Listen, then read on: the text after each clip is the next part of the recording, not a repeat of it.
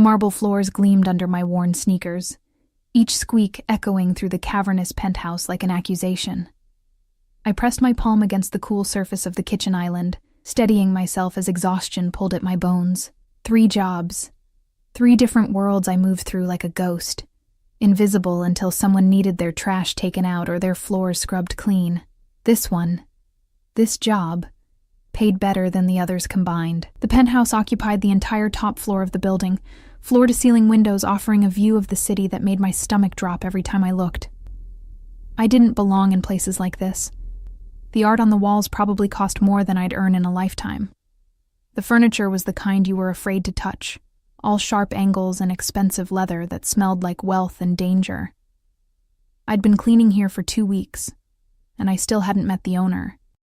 The agency had been explicit: arrive at 6 in the morning, leave by noon, never deviate from the schedule, don't touch anything personal, don't open closed doors, don't ask questions. The pay was deposited directly into my account every Friday. More money than I'd ever seen for honest work. Too good to be true, my mother would have said. But I needed it. Needed it more than air. I moved through the rooms methodically, the way I'd been taught. Dust the surfaces, vacuum the carpets. Change the sheets on the massive bed that looked like it had never been slept in. Everything pristine, everything perfect, everything cold. The bathroom alone was larger than the studio apartment I shared with 2 other girls. Black marble, gold fixtures, a shower with so many jets it looked like something from a spaceship. I cleaned it carefully, my reflection fragmenting in the spotless mirrors, dark circles under my eyes, hair pulled back in a messy bun, uniform hanging loose on my frame. When had I last eaten a real meal? I was spraying the mirrors when I felt it, that prickling sensation at the base of my neck, the awareness that comes from being watched. I froze, my breath catching. The penthouse was supposed to be empty. It was always empty. I turned slowly, my heart hammering against my ribs. But the doorway behind me revealed nothing but the hallway stretching into shadow. "You're being paranoid," I whispered to myself, but my hands shook as I finished cleaning. The feeling followed me through the rest of the morning. In the study, surrounded by leather-bound books and a desk that looked like it commanded empires. In the living room, where a single glass sat on the coffee table, bourbon from the smell, the ice long since melted. Someone had been here recently. I was gathering my supplies, ready to leave, when I noticed the door at the end of the hall, the one I'd been told never to open. It was slightly ajar. My rational mind screamed at me to leave, to grab my bag and get out. But curiosity, that dangerous, desperate curiosity that came from a life of always being on the outside looking in, made me move forward. The door opened silently on well-oiled hinges. The room was an office, darker than the others, the curtains drawn. But it was what lined the walls that made my blood turn to ice. Screens, dozens of them, covering every inch of the space in a mosaic of surveillance, and every single one showed the penthouse, the kitchen, the living room, the bedroom, the bathroom, angles I'd never noticed, cameras I'd never seen. I watched myself on the screens, recorded footage playing on a loop, cleaning, moving through rooms. My face caught in high definition as I'd stood in front of the bathroom mirror that morning, touching the dark circles under my eyes with a sadness I thought no one else could see. My stomach lurched. "Jesus Christ," I breathed, stepping back. That's when I heard it. The soft ding of the private elevator, the one that opened directly into the penthouse. Someone was here. Panic flooded through me, sharp and chemical. I ran from the office, trying to close the door silently, but my hands were shaking too hard. It clicked shut, just as footsteps echoed across the marble. Heavy, measured, male. I pressed myself against the wall, my heart threatening to break through my ribs. I shouldn't be here. I was supposed to be gone by noon. It was 11:47. "Sir, the reports from the Eastern District..." "Not now." The voice cut through the air like a blade. Deep, accented, the kind of voice that made people obey without question. I held my breath. More footsteps. Multiple people. I could hear them moving through the space. The murmur of conversation too low to make out words. My muscles screamed at me to stay still, to become part of the wall, invisible like I'd learned to be my whole life. Leave the files on my desk, everyone out. The footsteps retreated. The elevator dinged again. Silence. I counted to 60, then to 60 again. My legs were cramping, my body protesting the unnatural stillness. Slowly, carefully, I peeled myself away from the wall and moved toward the hallway that led to the service entrance. I'd almost made it when he appeared. He stepped out of the study like he'd materialized from shadow itself, and the sight of him struck me with physical force. Young. Younger than I'd expected. Maybe early 30s, with dark hair pushed back from a face that belonged on magazine covers, all sharp angles and dangerous beauty. He wore a black suit that probably cost more than my yearly rent, the jacket open over a white shirt that made his olive skin glow. But it was his eyes that froze me in place. Dark. Fathomless. Ancient in a young face, the eyes of someone who'd seen things that would break most people. He looked at me, and I felt stripped bare, exposed. Like he could see every secret I'd ever kept, every fear that woke me at 3 a.m, every desperate prayer I'd whispered into the dark. You're still here. Not a question. An observation. My mouth opened, but no sound came out. He moved closer, and I noticed details I'd missed in my panic. The way he carried himself, loose and relaxed, but with a coiled readiness that suggested violence was always an option. The expensive watch on his wrist. The faint scar that cut through his left eyebrow. The way everyone else had left immediately when he'd commanded it. I'm sorry, I finally managed. I was just finishing. I'll go... What's your name? The question stopped me mid-turn. I looked back at him, confused. It should be in the agency files. I'm asking you. The weight in those 3 words, the expectation of obedience. Emma, I whispered. Emma Santos. He studied me with an intensity that made my skin burn. You've been cleaning my home for 2 weeks, Emma Santos. Yes, sir. Something flickered in his eyes at the sir. Dark, pleased. You're very thorough. He moved to the kitchen island, his movements liquid and precise. You reorganized my bookshelf by subject matter instead of size. You leave the bedroom curtains open because you notice the morning light hits the east wall. You water the plants in the study even though they're plastic. My blood turned cold. He'd been watching. Of course he'd been watching. You also, he continued, reaching for a glass from the cabinet. Sing when you think no one can hear you. Humiliation burned through me, hot and acidic. I didn't mean... Don't apologize. He poured himself bourbon, the liquid amber in the afternoon light. You have a beautiful voice, wasted on cleaning houses. The compliment felt like a trap. Everything about this moment felt like a trap. I should really go, I said, backing toward the hallway. I'm sorry for staying past my time. Do you know who I am? The question hung in the air between us. I should have said no. Should have played dumb.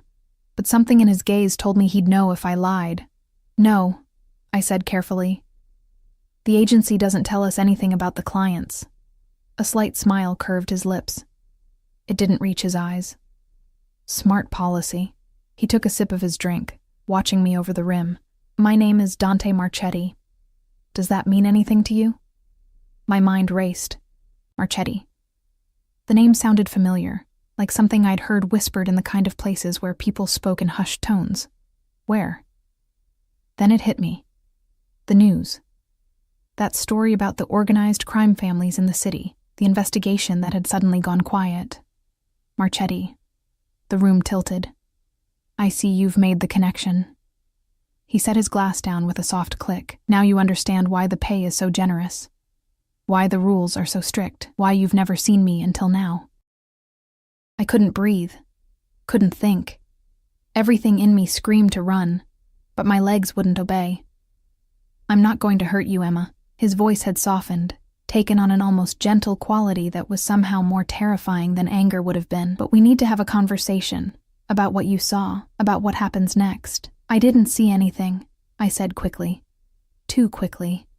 I swear, I just clean, I don't... The office. 2 words. Quiet, devastating. The door was open. You went inside. My vision blurred at the edges. What could I say? What excuse could possibly work? He moved closer, and I stumbled backward until the wall stopped me.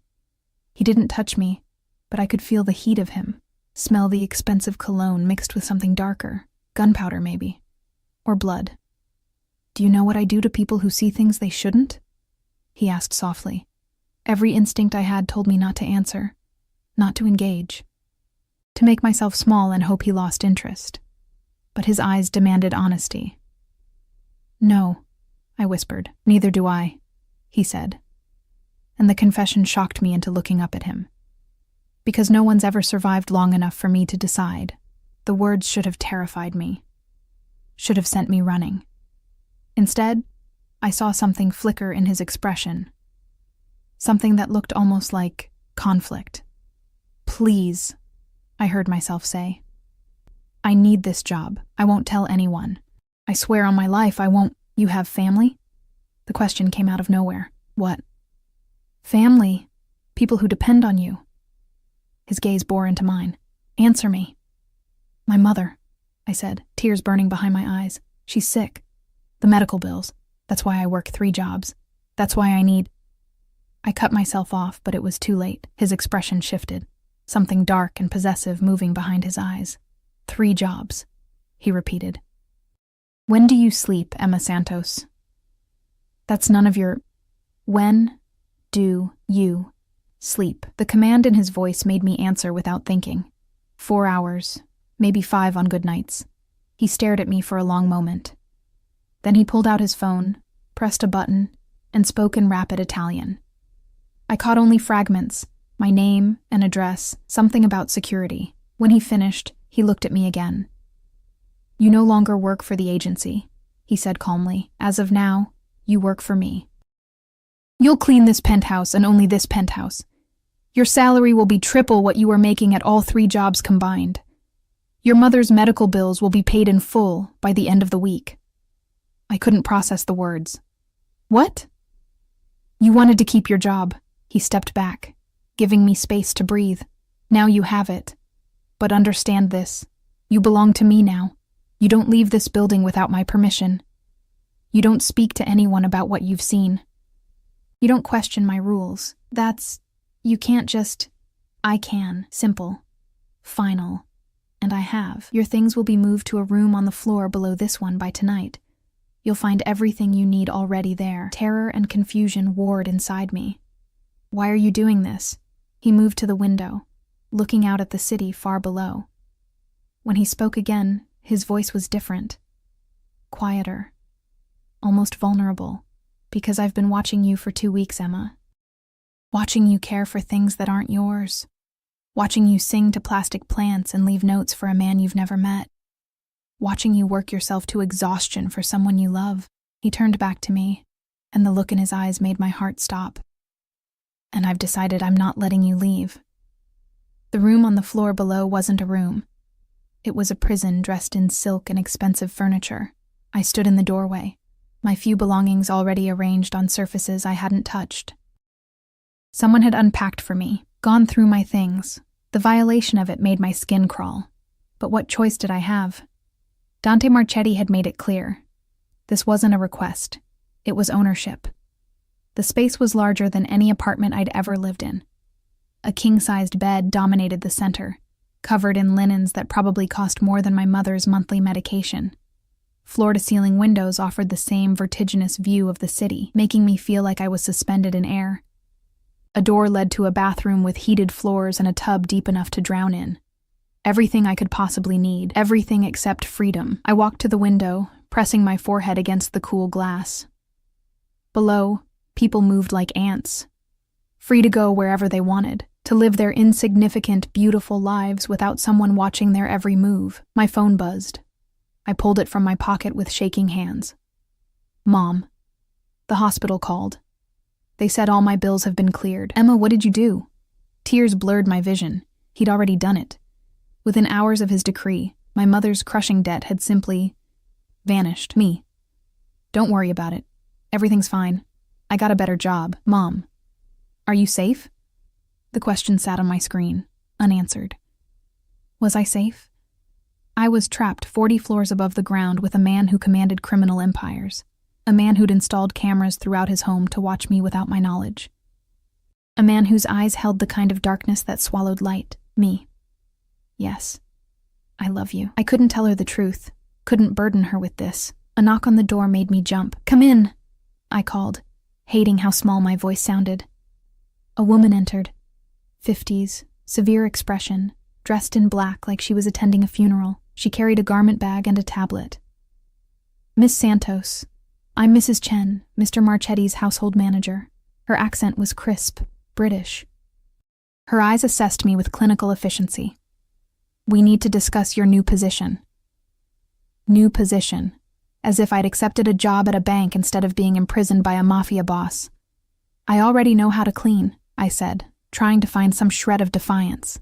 Her lips twitched, almost a smile. Mr. Marchetti has specific requirements. You'll maintain the penthouse as before, but now you'll also prepare his meals when he's in residence. You'll manage his personal schedule. You'll accompany him to certain events. Accompany him? The words came out sharp. I'm a maid, not an escort? Mrs. Chen's eyebrow arched. No, you're not. But Mr. Marchetti moves in circles where appearances matter. He'll need someone by his side who appears appropriate. She opened the garment bag, revealing a dress that made my breath catch. Deep emerald silk that shimmered in the light, cut in a way that suggested elegance rather than provocation. This is for tomorrow evening. There's a charity gala at the Metropolitan Museum. You'll attend with Mr. Marchetti. I don't know how to... I've never been to anything like that. You'll learn. She set the dress on the bed with careful precision. A stylist will arrive at 3 to prepare you. Don't eat anything heavy. The dress is tailored to your exact measurements. Of course it was. He'd been watching me long enough to know every curve, every angle of my body. What if I refuse? Mrs. Chen looked at me for a long moment. When she spoke, her voice had softened slightly. Then Mr. Marchetti will be disappointed. And trust me, Miss Santos, you don't want to disappoint him. She left, and I was alone with the dress and the weight of my new reality. The next day crawled by with agonizing slowness. I cleaned the penthouse as instructed, but everything felt different now. Every surface I touched felt like it was touching me back. Every mirror reflected not just my image, but the knowledge that he was watching. Always watching. I found myself performing for the cameras, moving with more grace, taking extra care with tasks I used to rush through, singing softly as I worked, remembering his words. You have a beautiful voice, hating myself for wanting to please him. At 3 o'clock exactly, the elevator dinged. A team of people emerged like an invasion force. Hairstylists, makeup artists, a woman with a rolling rack of shoes. They descended on me with professional efficiency, transforming me from invisible maid to something else entirely. The woman doing my hair spoke in rapid French to her assistant. The makeup artist studied my face like it was a canvas requiring restoration. They worked in synchronized silence, occasionally tilting my chin or turning my head, never asking what I wanted. I wasn't a person to them. I was a project.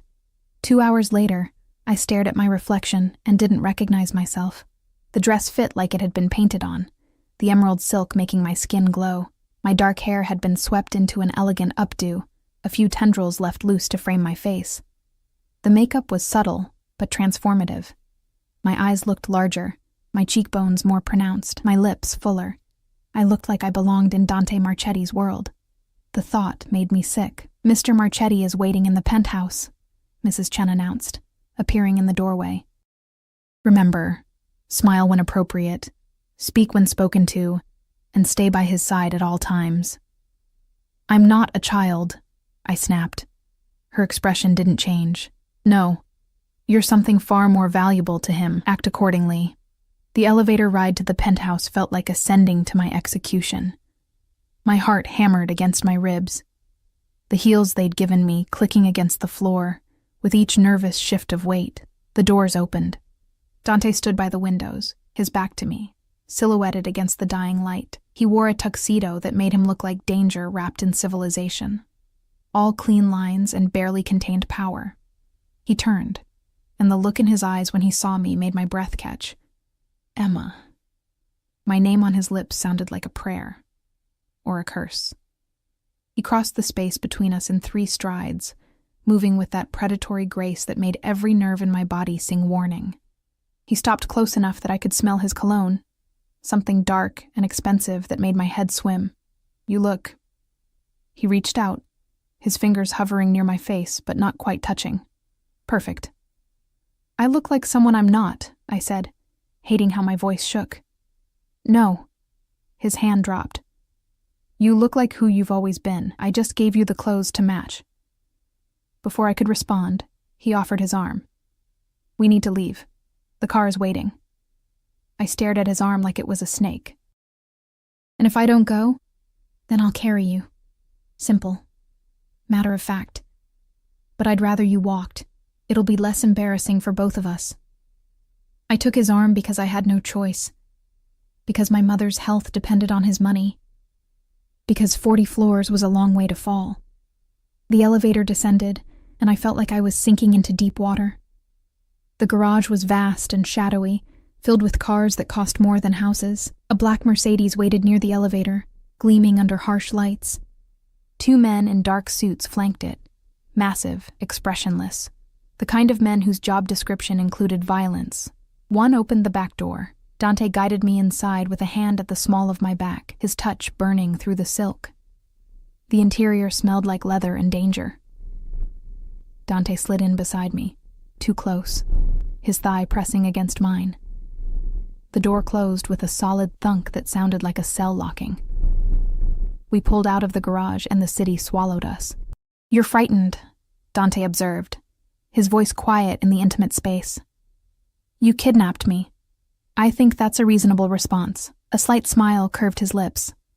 I prefer to think of it as aggressive employment.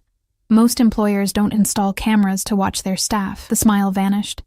He turned to face me fully, and the intensity in his gaze made me press back against the seat. Those cameras weren't for security, Emma. They were for you.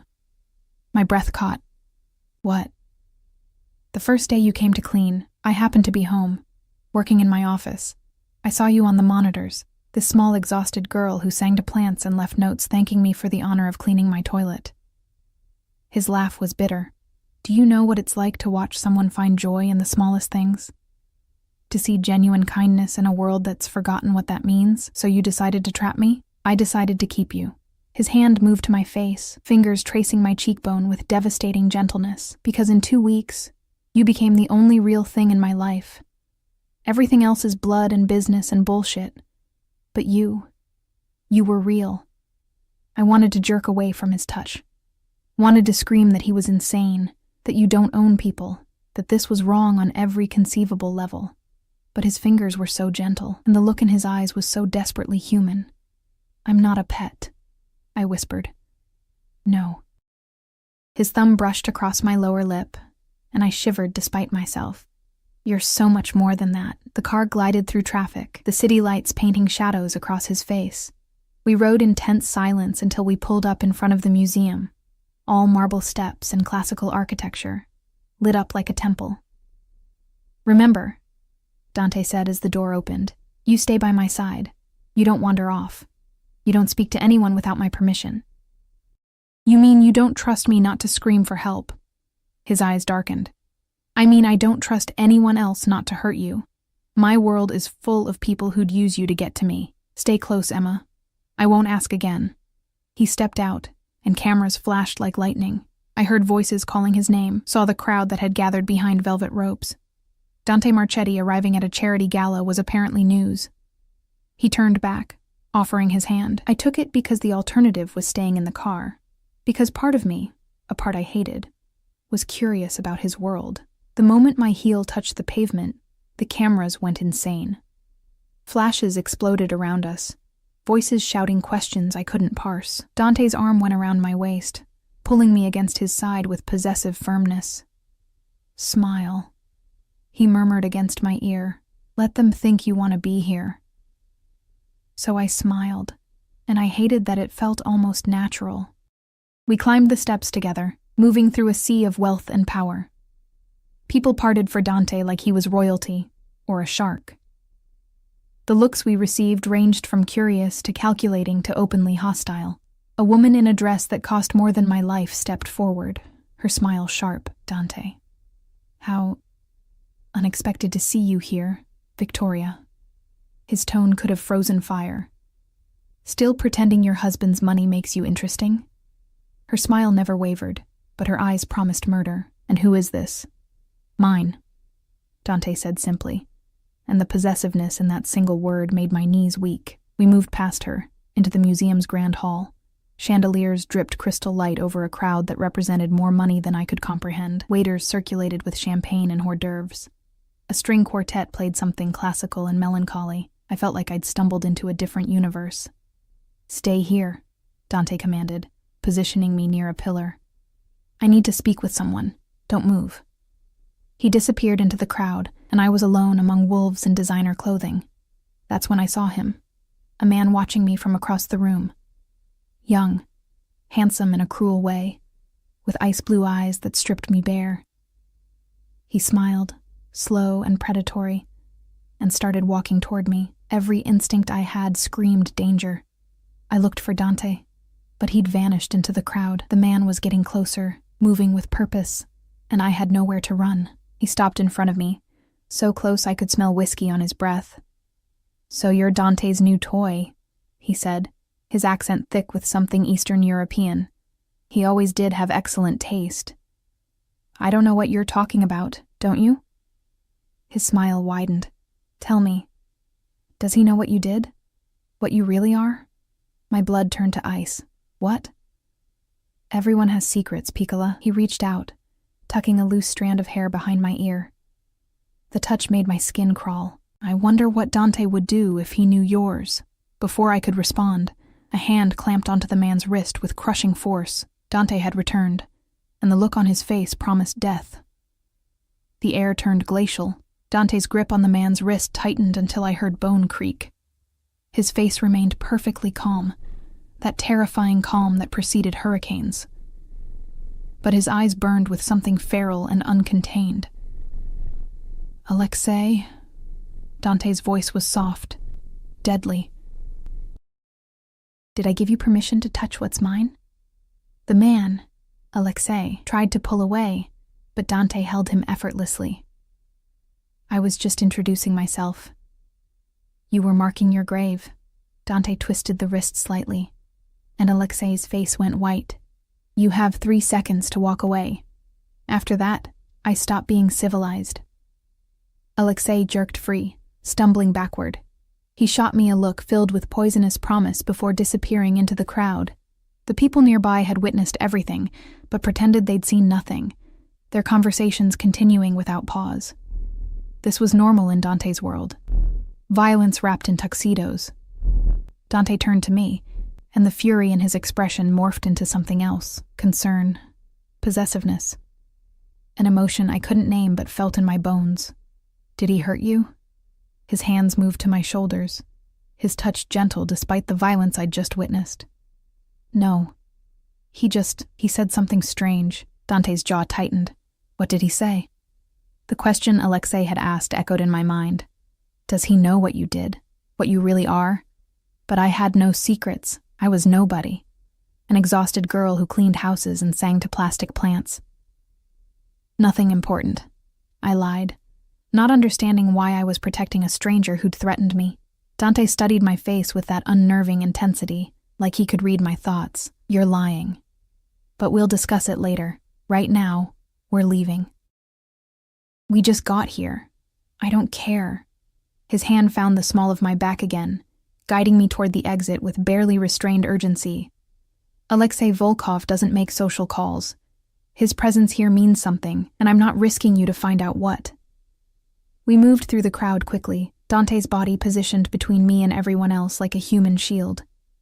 The evening air hit me as we emerged onto the steps, cool and welcome after the suffocating atmosphere inside. The Mercedes materialized as if summoned, and Dante practically pushed me inside before sliding in beside me. The door hadn't even closed before he was on his phone, speaking in rapid Italian that sounded like orders being issued. The car pulled away from the curb with urgent speed. Who was he?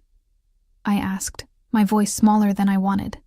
Alexei Volkov runs the Russian operations in the Northern District. We have an understanding. He stays in his territory, I stay in mine. Dante's expression darkened. Him approaching you breaks that understanding.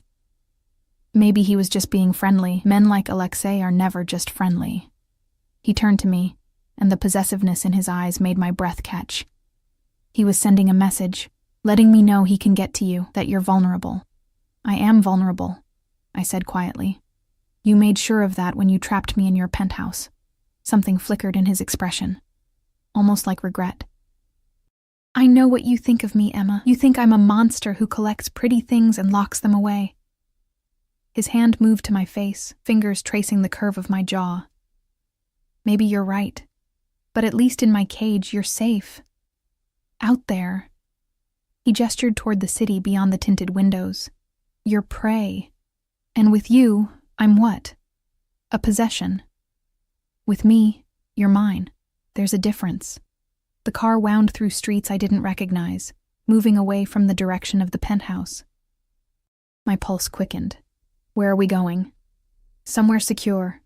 Alexei's appearance means the old agreements are breaking down. Until I know what he's planning, you don't go back to the penthouse. Panic fluttered in my chest. My mother is already being moved to a private facility with round-the-clock security. He said it so casually, like relocating someone's entire life was nothing. She'll be safer there, better care than any hospital could provide. You can't just... I can. I did. Stop fighting me on this, Emma. His voice softened, but the command remained.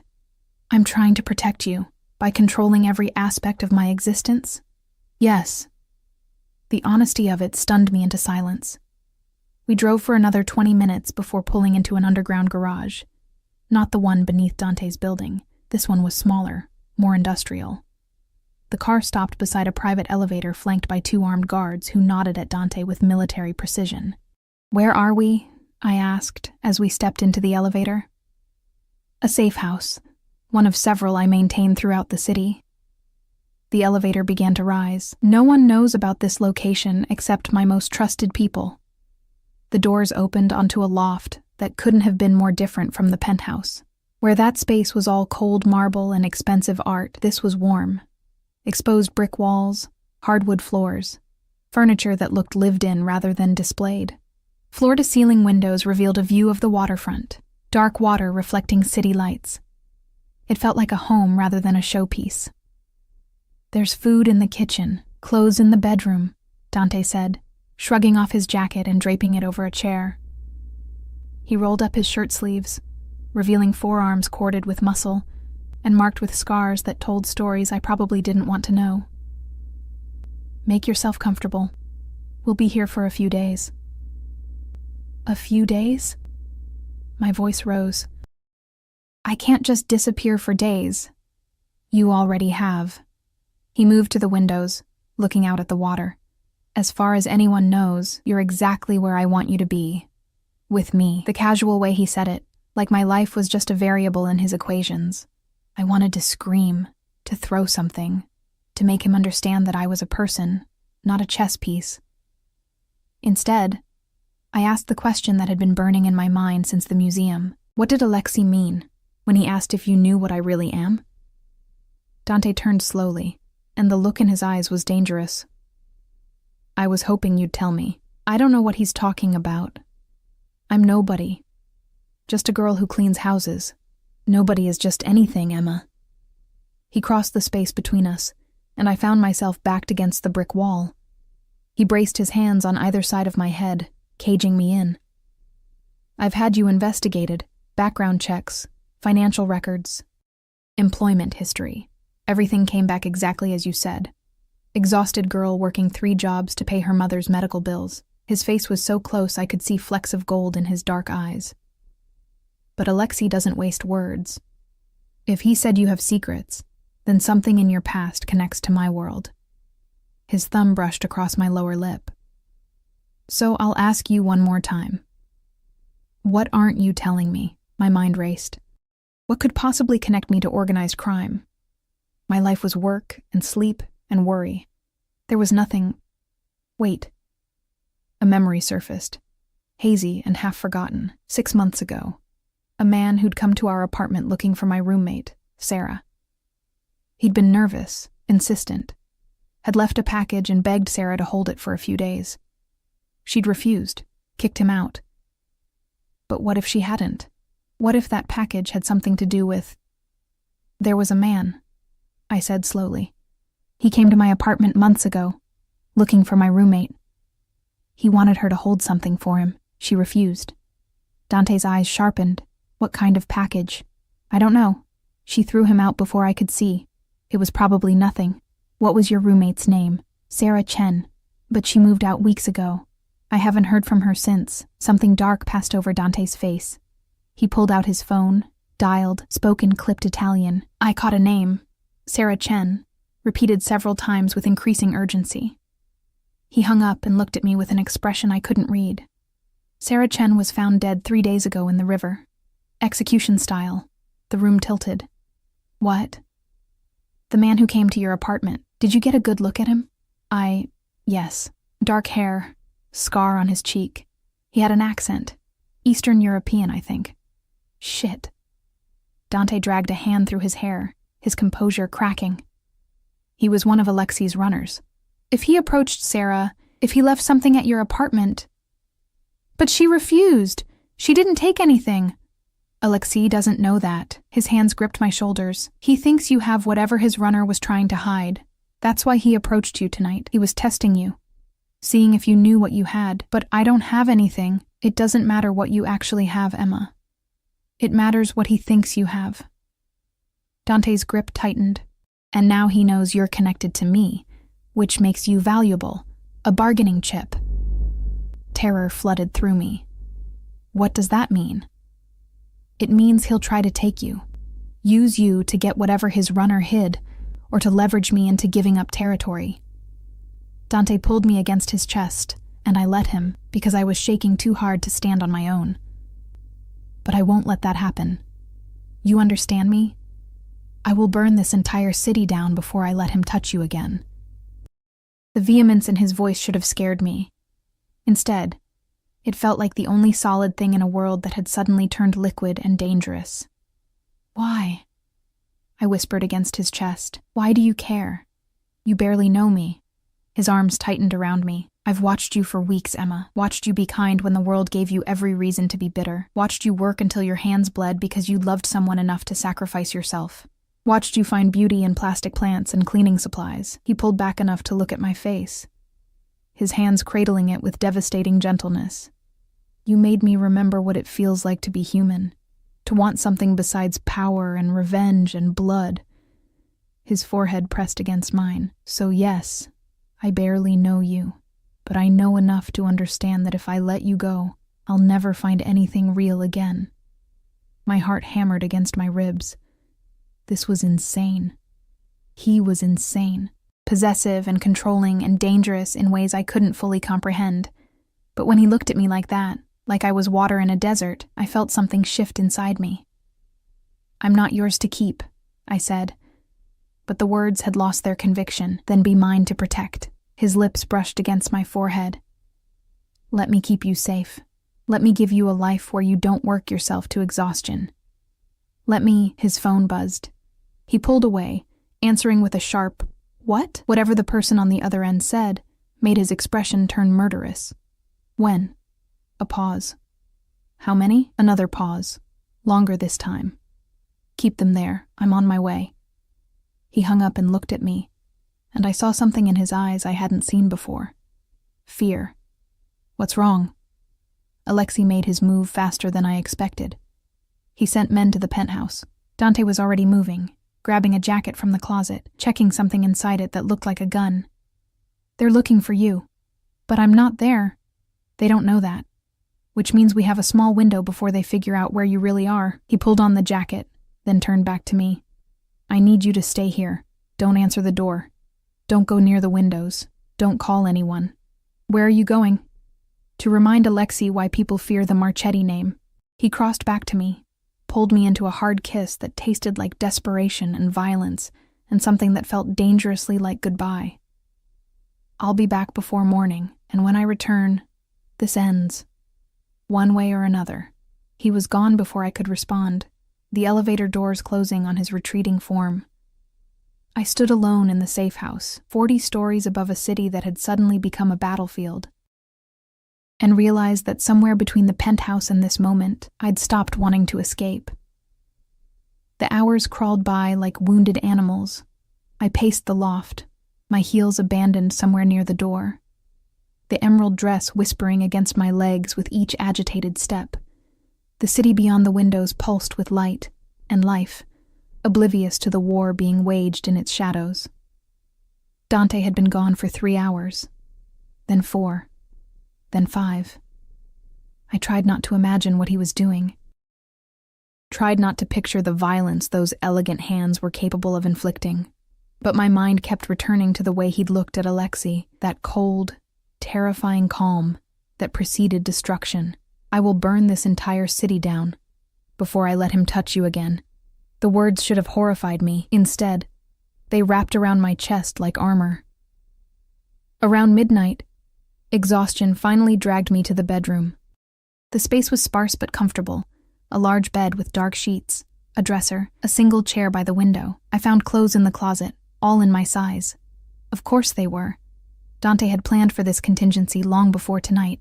I changed into a soft t-shirt and sleep shorts, catching my reflection in the mirror. The makeup was smudged now, the elegant updo coming loose.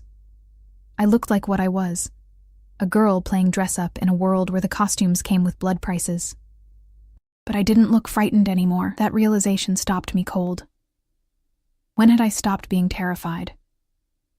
When had the cage started feeling like sanctuary? I climbed into the bed, pulling the sheets up to my chin, and waited for sleep that wouldn't come. Every sound made me jump, the building settling, the distant wail of sirens, the wind against the windows. I kept reaching for my phone before remembering Dante had taken it, replacing it with a new one that had exactly 3 contacts: him, Mrs. Chen, and emergency services. Control. Always control. But also protection. Always protection. The two were so tangled in him I couldn't separate them anymore. I must have dozed eventually because I woke to the sound of the elevator. My eyes flew open, heart hammering. The bedroom door was partially open, allowing me a sliver view of the living area. Dante emerged from the elevator, and my breath caught. He looked like he'd walked through hell. His white shirt was torn and stained. Blood, I realized with sick certainty. His knuckles were split and raw. A cut above his eyebrow leaked crimson down the side of his face, but it was his eyes that truly scared me. Dark and empty, like he'd left part of his humanity somewhere out in the city. He moved to the kitchen, poured himself whiskey with shaking hands, and drank it in one long swallow. I should have stayed in bed, should have pretended to sleep. Instead, I found myself getting up, my feet carrying me toward him before my brain could intervene. He heard me approach and turned, his expression shifting from that terrible emptiness to something raw and vulnerable when he saw me. Emma. My name sounded broken in his mouth. You should be asleep. You're hurt. It's not my blood.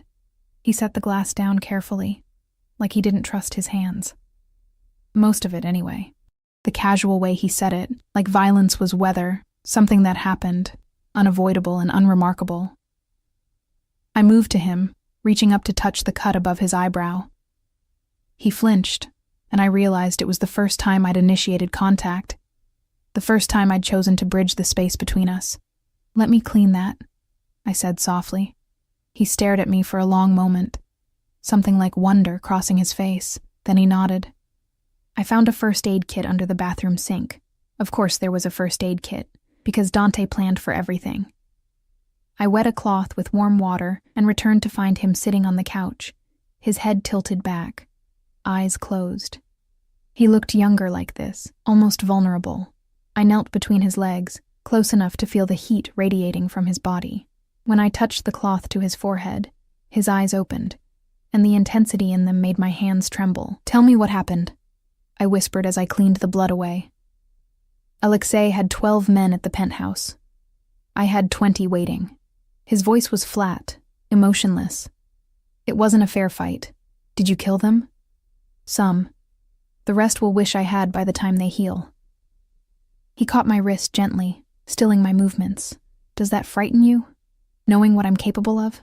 I should have said yes, should have recoiled from the monster in front of me. Instead, I said, "You did it to protect me. That doesn't make it right." "No," I agreed, "but it makes it understandable." Something shifted in his expression. The emptiness receded, replaced by an emotion so intense it stole my breath. "You're going to ruin me," he said quietly. "You know that?"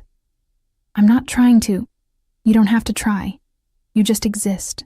And everything I've built, all the walls, all the rules I've lived by, they crumble." His free hand moved to my face, thumb brushing across my cheekbone. "I've killed men for looking at me wrong. I've destroyed families for disrespect. I've built an empire on fear and blood." He pulled me closer until I was pressed against the couch between his knees. "But you sing to plants and leave thank you notes and work yourself to exhaustion for love. And somehow that's more powerful than anything I've ever done." My heart thundered in my chest. "Dante, I'm not a good man, Emma. I won't pretend to be. But with you, I want to try." His forehead pressed against mine. "Stay with me. Not because you're trapped. Not because I'm paying your mother's bills. Stay because you choose to." The request hung in the air between us, fragile and devastating. I thought about the penthouse with its cameras and marble floors, about the way he'd twisted Alexi's wrist without mercy, about the blood on his shirt and the bodies he'd left behind tonight. But I also thought about the gentleness in his touch, the way he'd noticed that I left curtains open for morning light, the fierce protectiveness in his eyes when he'd pulled me close. "I don't know if I can trust you," I admitted. "Then let me earn it." His lips brushed against my forehead. "Give me time to prove I can be what you need. And what if you can't? Then you walk away, and I let you go." The lie was obvious in his voice. We both knew he'd never let me go, but the fact that he tried to offer it meant something. I pulled back enough to look at him properly. Blood still crusted in his hairline. His eyes were shadowed with exhaustion and violence. He was dangerous and broken and possessive in ways that should have sent me running. But when I looked at him, I didn't see a monster. I saw a man who'd forgotten how to be human until a girl who sang to plants reminded him. "I need you to promise me something," I said. "Anything. No more cameras. No more watching me without my knowledge. If I'm going to stay, I need privacy. I need trust." He studied my face for a long moment, then nodded. "Done. I'll have them removed tomorrow. And I want to see my mother. Regularly, not supervised visits. Real time with her. I'll arrange it. And..." I hesitated, knowing this was the biggest ask. "I want to leave the building sometimes. Not run away, just breathe. Walk through the city like a normal person." His jaw tightened. "With security. I can live with that. Then we have an agreement." He stood, pulling me up with him. "But understand this, Emma. I'm still going to be possessive. I'm still going to want to keep you close. That's not something I can change. I know." And strangely, I did know. I understood him in a way I shouldn't have been able to. But there's a difference between possessive and controlling. Learn where that line is. A smile tugged at his lips, the first real smile I'd seen from him. "You're going to be trouble, aren't you? Probably." He laughed, and the sound transformed his face from dangerous to breathtaking. Then his expression sobered. "There's something else you need to know, about Alexei." The name sent ice through my veins. "What about him?" "Tonight was a warning shot. He backed off when he saw my response. But this isn't over." Dante's hands moved to my shoulders. "He still thinks you have whatever his runner hid.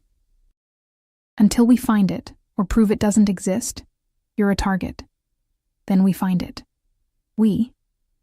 "You said I was yours to protect." I lifted my chin, channeling a courage I didn't entirely feel. "That means you're mine to help, so yes. We." The possessiveness that flared in his eyes should have scared me. Instead, it made me feel powerful. "Tomorrow," he said, "we go back to your old apartment, see if Sarah left anything behind. But tonight," he pulled me against his chest, wrapping his arms around me with careful desperation. "Tonight I just need to hold you, to remember why I burned half the city." I let him hold me, my ear pressed against his heartbeat. Strong and steady despite everything. "Tell me about the cameras," I said quietly. "When did you start watching?" "The first day." His voice rumbled through his chest. "You were cleaning the study and you found a photo on my desk, my mother, from when I was young. You straightened it so carefully, adjusted the angle so the light hit it better. Then you smiled at it, this small, sad smile, and whispered she was beautiful. I remembered that photo, a striking woman with dark hair and kind eyes. In that moment, I saw something I hadn't seen in years. Compassion without agenda, kindness without expecting reward."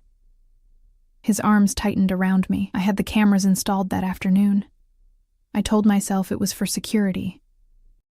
But really, I just wanted to see if that moment was real. If you were real.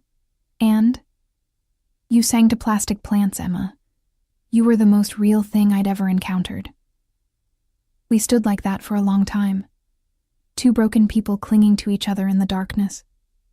Outside, the city continued its oblivious dance.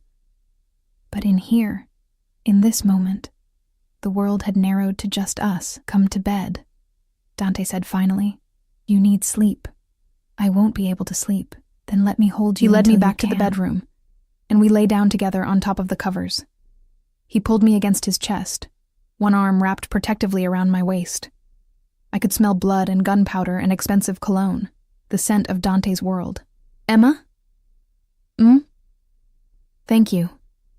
"For what?" "For not running when you had the chance. For cleaning my wounds. For giving me a reason to be better than what I am." I turned in his arms to face him. In the dim light from the windows, his features were softened, the dangerous edge temporarily dulled. "I'm not your redemption, Dante. That's not fair to either of us, I know." He tucked a strand of hair behind my ear. "But maybe you can be my reason. That's enough."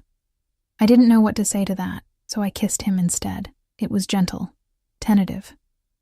A question rather than a demand. His lips were soft against mine, tasting of whiskey and violence and something sweeter. He responded carefully, like I was made of glass, his hand cradling the back of my head with devastating tenderness. When we pulled apart, his eyes were dark with something that looked like reverence. "Sleep," he commanded softly. "I'll keep watch." "You need sleep too. I'll sleep when I know you're safe." His thumb traced circles on my hip. "Rest, Emma. I've got you." And somehow, impossibly, I believed him. I closed my eyes and let the exhaustion take me, wrapped in the arms of a monster who'd decided to be human, just for me. Morning arrived with pale light filtering through the windows, painting the loft in shades of gold and shadow. I woke to find Dante still beside me, his arm heavy across my waist, his breathing deep and even. Sleep had softened the harsh lines of his face, making him look almost peaceful, almost normal. I studied him in the quiet dawn. The scar through his eyebrow, the sharp angle of his jaw, the dark lashes that rested against his cheeks. In sleep, he looked less like a crime lord and more like just a man, tired, human. Beautiful in a way that made my chest ache. His eyes opened suddenly, catching me watching. A slow smile curved his lips. "See something you like?" Heat flooded my face. I was just... "Don't." He pulled me closer, nuzzling against my neck. "Don't apologize for looking at me like that. I've waited weeks to see that expression on your face." "What expression?" "Like maybe I'm not a monster after all." Before I could respond, his phone buzzed on the nightstand. The sound shattered the intimate moment like a gunshot.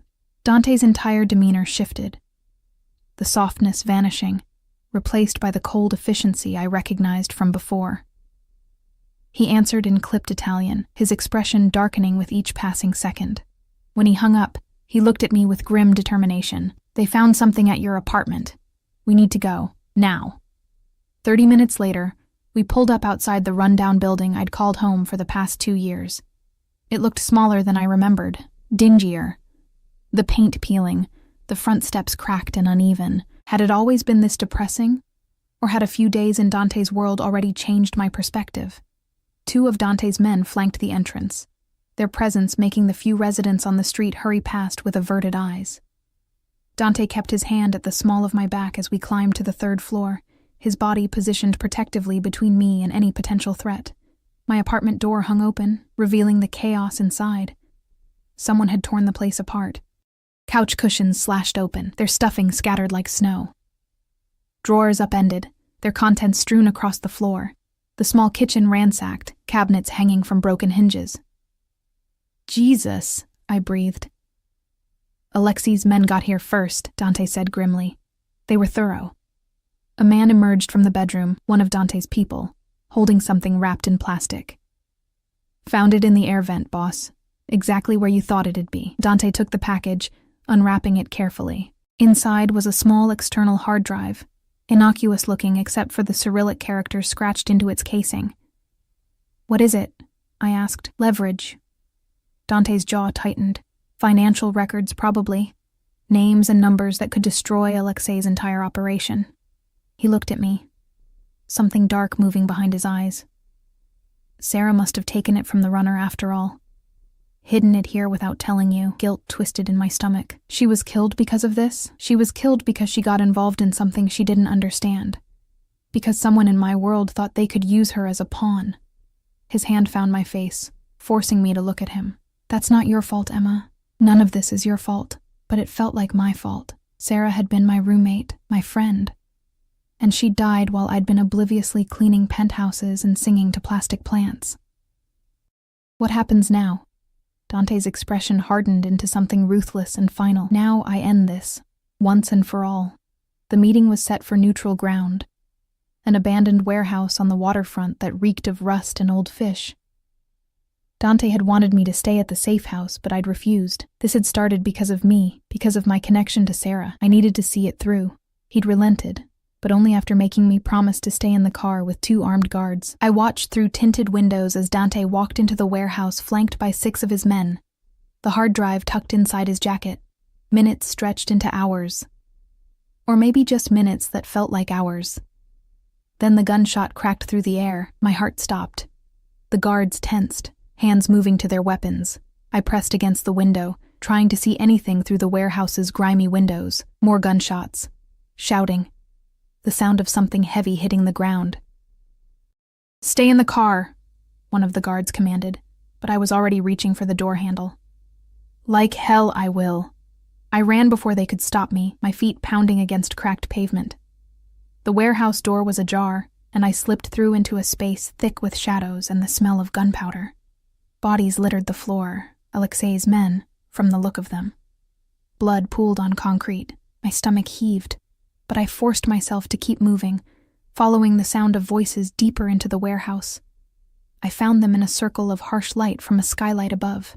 Dante stood over Alexei, who was on his knees, blood streaming from his nose. The hard drive lay smashed on the floor between them. "You broke the accord," Dante was saying, his voice cold and final. "You came after what's mine. She's just a girl." Alexei spat blood onto the concrete. "Nothing. A distraction. She's everything." Dante pressed his gun to Alexei's forehead.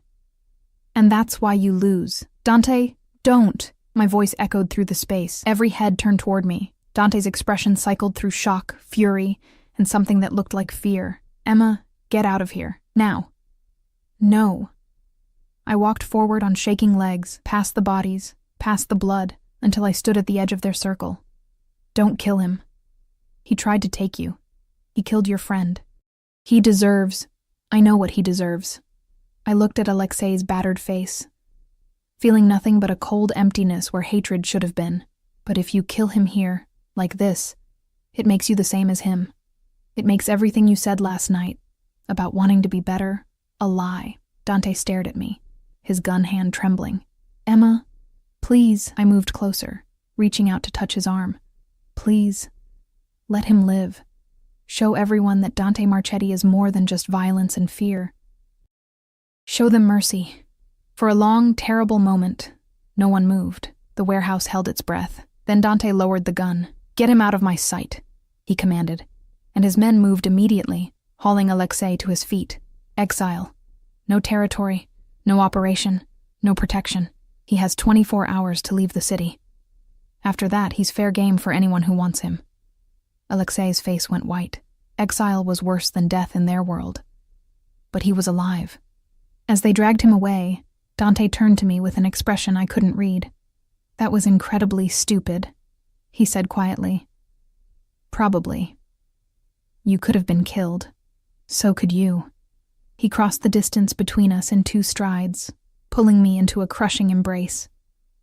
I felt him shaking, felt the fear radiating from his body. "Don't ever do that again," he whispered against my hair. "Don't ever make me choose between my nature and you. I'll choose you every time, and it'll destroy me. Then maybe your nature needs to change." He pulled back to look at my face, and I saw it. The moment something fundamental shifted in him. The moment he decided that maybe, just maybe, I was worth the transformation. "Okay," he said simply. "Okay." 3 months later, the penthouse still had floor-to-ceiling windows and expensive art, but it felt different now. Warmer. Real plants replaced the plastic ones, filling the space with green life. My mother's laughter echoed from the kitchen, where she was teaching Dante how to make her famous empanadas, a weekly tradition that had somehow become sacred. I stood at the window, watching the city far below. So much had changed. The cameras were gone, replaced by actual trust. The cage had opened, though I'd chosen to stay inside. Dante still ran his empire, but he'd started pulling back from the worst of it, delegating, legitimizing, transforming blood money into something cleaner. It was slow work, hard work, but he was trying. For me. For us. For the future we were carefully building. Arms wrapped around me from behind, and I leaned back into Dante's warmth. "Your mother says I'm hopeless in the kitchen," he murmured against my neck. "You are hopeless in the kitchen. Good thing I have other skills." I turned in his arms, looking up at the man who'd watched me through cameras and decided to keep me. The man who'd learned to show mercy because I'd asked him to. The man who'd chosen to be better than his nature. "I love you," I said, the words still feeling new and fragile on my tongue. His eyes darkened with emotion. "Say it again." "I love you, Dante Marchetti. I love you despite everything you are, and because of everything you're trying to become." He kissed me then, deep and claiming and full of promises we were both still learning to keep. When we pulled apart, I saw tears gleaming in his eyes. "I watched you through cameras because I was too broken to approach you like a normal man," he said quietly. "I trapped you because I was too possessive to risk losing you. I almost killed for you because violence was all I knew." His hands framed my face with that devastating gentleness I'd come to crave. "But you taught me a different way. You taught me that real strength isn't in control. It's in trust. That real power isn't in fear. It's in choice. That real love isn't about possession. It's about partnership." "We still have a long way to go," I reminded him. "I know." He pressed his forehead to mine, "But I'd walk through fire to get there, as long as you're beside me." From the kitchen, my mother called out that dinner was ready. Dante took my hand, lacing our fingers together, a simple gesture that still made my heart skip. As we walked toward the sound of her voice, toward the smell of home cooking, and the promise of a normal evening, I realized something profound. I'd come here as a maid who sang to plants and left thank you notes. I'd been trapped by a man who watched me through cameras and thought possession was love. I'd been terrified and desperate and convinced I'd never escape. But somewhere along the way, the cage had become a choice. The monster had become a man. And I discovered that freedom wasn't about having no walls. It was about choosing which walls to keep. Dante would always be possessive, would always want me close, would always struggle with the violent instincts bred into him by his world. But he was trying. Every day he tried, and that was enough. That evening, we sat around the table. Me, Dante, and my mother. We ate empanadas and laughed at Dante's terrible cooking skills, and talked about plans for the future. It was normal and domestic, and everything I'd never thought I'd have. Later, After my mother had retired to her room in the penthouse's guest wing, Dante and I stood on the balcony, the city glittering below us like fallen stars. "Do you ever regret it?" he asked quietly. "Staying?" I thought about the question seriously. Thought about the life I'd had before, the exhaustion, the invisibility, the grinding poverty. Then I thought about what I had now: security, purpose, love that burned fierce and protective. "No," I said honestly, "but ask me again tomorrow." He laughed, pulling me close. "I'll ask you every day for the rest of our lives, and every day I'll work to deserve the answer you just gave." The wind picked up, carrying the scent of the river and the city and the life we were building together. Somewhere in the distance, sirens wailed. Somewhere below, people moved through their ordinary lives. But up here, in this moment, we were suspended between earth and sky, between what we'd been and what we were becoming. I turned in his arms to face him. This beautiful, broken man who'd installed cameras to watch his maid and found love instead. "Take me to bed," I said softly. And this time, no watching through screens. Just us. His smile was radiant. "Just us," he agreed. And as we moved inside, leaving the city lights behind, I realized that home wasn't a place or a cage or a penthouse floating above the world. Home was wherever Dante held me like I was something precious. Home was the choice we made every day to stay. Home was us.